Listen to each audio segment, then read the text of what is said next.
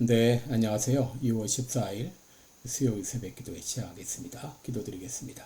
은혜로우신 우리 아버지, 또 어제도 우리에게 평안한 잠을 주시고, 또 난리와 난리의 소문 가운데서도 우리를 지켜주신 것을 감사합니다.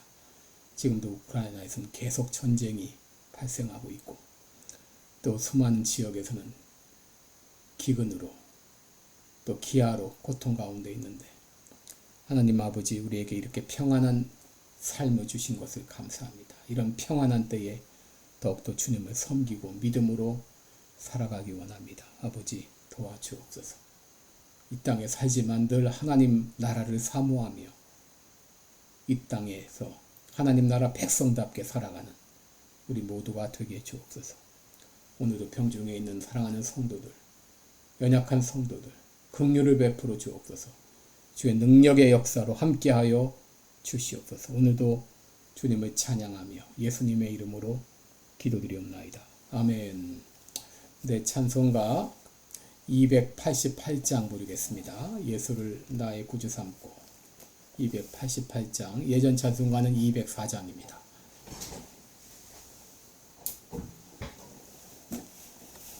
(288장입니다) 예수를 나의 구주 삼고 성령과 피로써 거듭나니 이 세상에서 내 영혼이 하늘의 영광 누리도다. 이것이 나의 간증이요, 이것이 나의 찬송일세. 나 사는 동안 끊임없이 구주를 찬송하리로다. 온전히 주께 맡긴 내 영, 사랑의 음성을 듣는 중에 천사들 왕래하는 것과 하늘의 영광 누리도다. 이것이 나의 간증이요, 이것이 나의 찬송일세. 나 사는 동안 끊임없이 주를 찬송하리로다.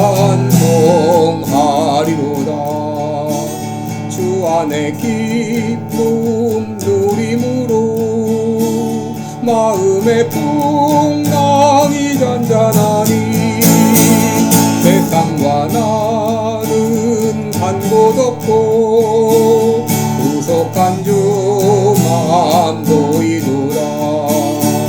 이것이 나의 간증이요, 이것이 나의 찬송일세. 나 사는 동안 끊임없이 구주를 찬송하리로다.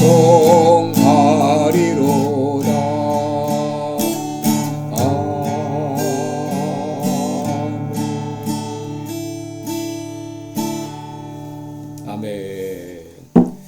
네, 우리 오늘은 레위기 19장 17절부터 보겠습니다.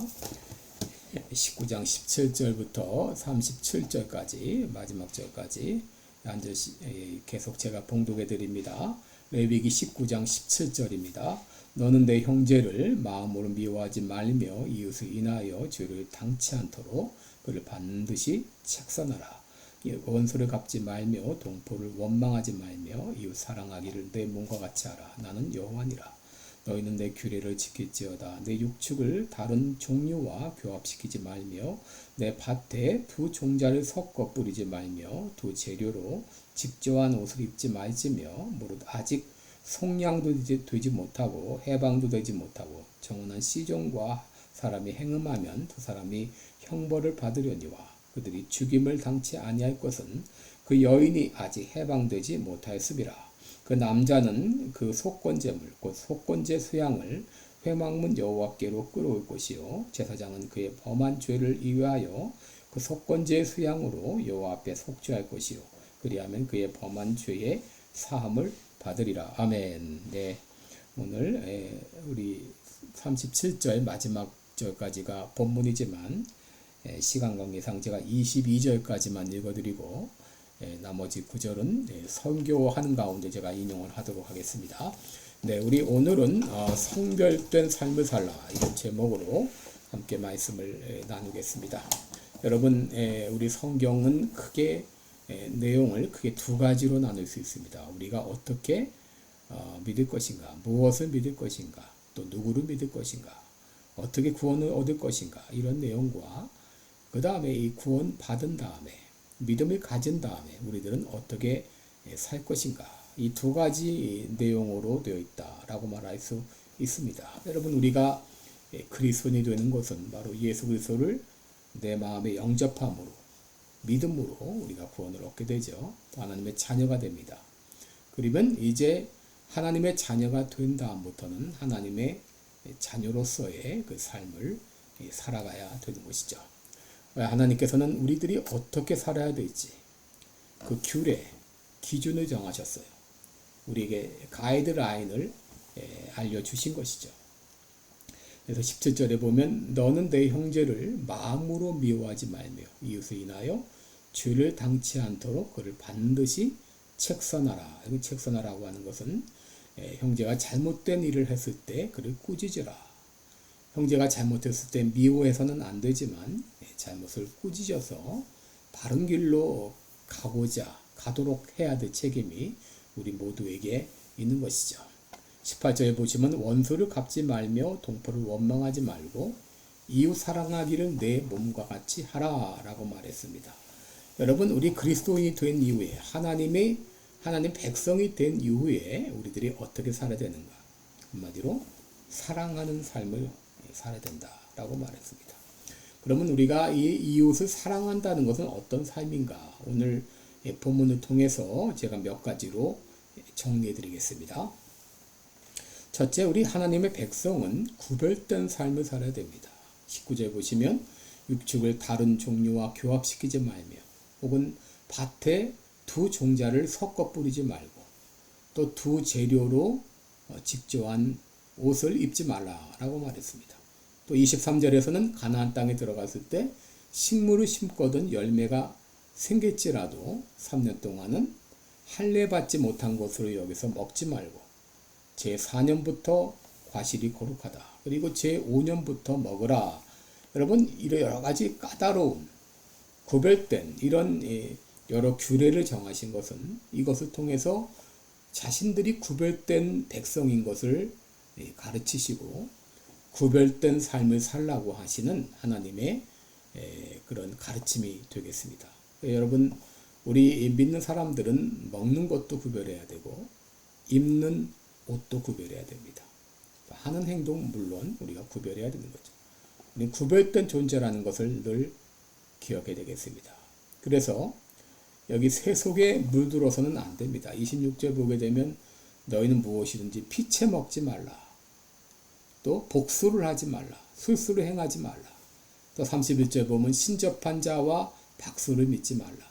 그들을 추종하여 스스로 더럽히지 말라 그랬습니다. 여러분, 이 모든 것들은 이방인들의 습관이기 때문에 너희들은 이런 습관을 따르지 말라, 물들지 말라라고 말씀했습니다. 그래서 여러분, 이 도박이라든지 또 매매라든지 혹은 로또를 한다든지 여러분 이런 모든 것들은 믿지 않는 사람들이 사행성으로 하는 것들이죠.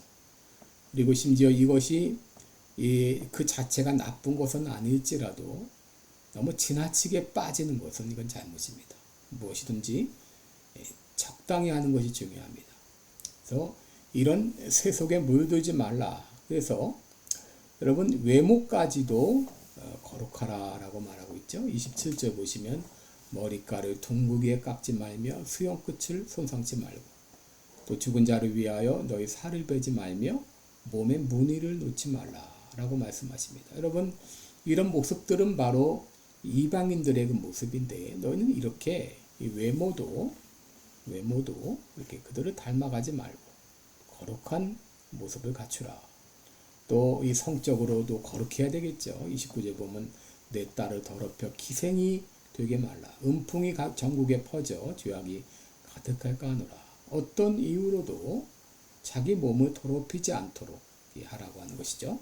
또 30절에 안식일을 지키고 내 성소를 공경하라. 여러분, 우리 그리스도인들은, 하나님의 백성들은 다른 사람들과 믿지 않는 사람들과 뭔가 차별이 있어요. 겉모습도 그렇고 또 마음도 그렇고 우리의 모습만 보더라도 참 저 사람은 뭔가 다르다. 그런 인식을 외모로도 풍겨줄 수 있어야 됩니다. 왜냐하면 사람들은 먼저 외모를 보죠. 우리의 옷차림을 보죠. 우리의 행색을 보죠. 그것을 보면서 저 사람 보면 뭔가 우리가 갖지 못한 뭐가 있는 것 같아. 우리가 알지 못하는 뭐를 아는 것 같아. 여러분, 이런 거룩한 인상을 심어주는 것이 필요합니다. 그래서 이 거룩한 삶을 살기 위해서 또 이제 이웃을 사랑하는데 약자를 사랑하라는 거예요. 약자를 사랑하라. 32절 보면 너는 셋머리 앞에 일어나고 그 노인의 얼굴을 공경하며 내 하나님을 경외하라. 나는 여호와니라 라고 말했죠. 또 33절 보면 타국인이 너희 땅에 우거하여 함께 있거든 너희는 그를 학대하지 말고. 또 34절에 너희와 함께는 타국인을 너희 중에서 나은 자같이 여기며 자기같이 사랑하라. 너희도 애굽 땅에서 객이 되었었느니라. 나는 여호와 하나님 여호와니라 그랬습니다. 여러분, 이 셋머리 바로 노인들을 말하죠. 노인을 공경하고 또 나그네를 사랑하라고 하는, 그들을 학대하지 말라. 여러분, 어제는 우리 장애인을 사랑하라 이런 말씀을 같이 나눴는데 약자를 사랑하라. 노약자를 사랑하라.